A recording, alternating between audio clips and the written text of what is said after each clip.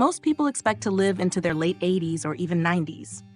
But many quietly fade away much earlier, not because of a sudden illness, but because of small daily habits and choices that go unnoticed.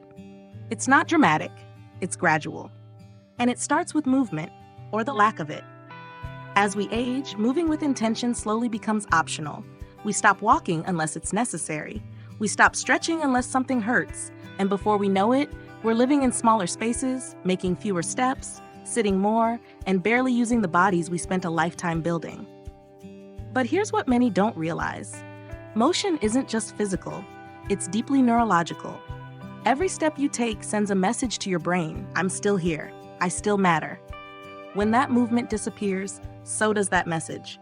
Muscles shrink, balance slips, confidence fades. Your nervous system, once vibrant and alert, begins to slow down, not because of age, but because of inactivity. The body isn't just growing older, it's responding to your silence. This doesn't happen all at once. First, you stop walking for fun. Then stairs feel like too much effort. Your world shrinks from parks and sidewalks to just the living room. At some point, you stop reaching for anything more. But here's the truth. Your body was built to move, even now. And when you stop moving, your body doesn't go into pause. It begins shutting down. Not because you're old, but because you stop sending signals that you still want to live actively. Movement is a declaration.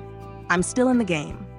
Whether it's walking outside for 10 minutes, doing simple resistance exercises at home, or stretching with awareness, it all counts. You don't need a gym or a personal trainer. You need intention, a reason to get up, to take that step, to stretch that leg, because your muscles are still listening. Your brain is still listening. The moment you decide to move with purpose, they respond. Blood starts flowing better, your breath deepens, your energy lifts, your confidence returns. You don't have to do what you did at 30, but you do have to do something. Stand tall, walk with awareness, lift your chest, breathe, let your body feel alive again. Because motion is not about exercise, it's about reminding every cell in your body, I'm still here, I still choose to live. There's a quiet shift that happens with age. Food becomes less about nourishment and more about comfort. You might not even notice it. Maybe you skip meals because you don't feel hungry. You choose soft foods because they're easier to chew. You eat whatever's quick, easy, familiar. But over time, meals become routine, more about emotions than energy, more about habit than health. And while there's nothing wrong with enjoying what you eat, your body at 60, 70, or 80 needs more than comfort. It needs fuel. It needs support. Your digestion has changed. Your metabolism has slowed.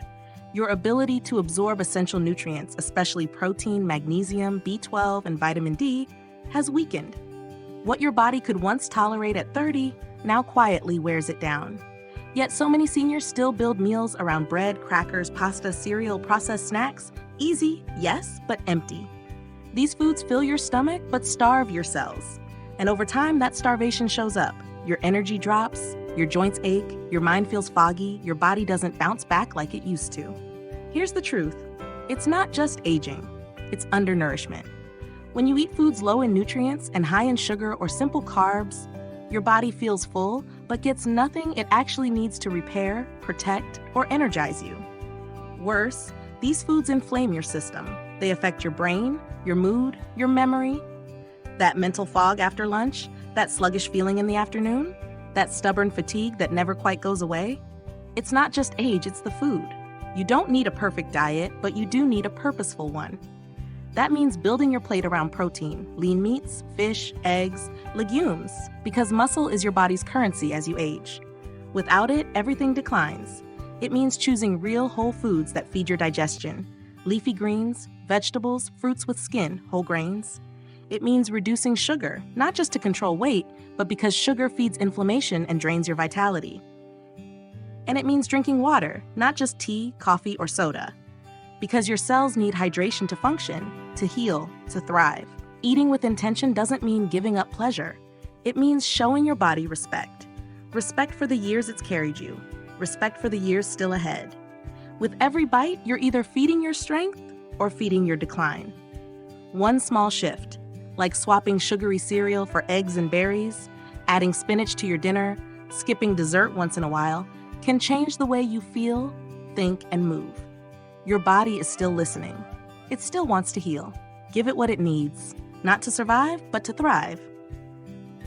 You may not feel it right away, but over time, shrinking your world, your social world, can shrink your life.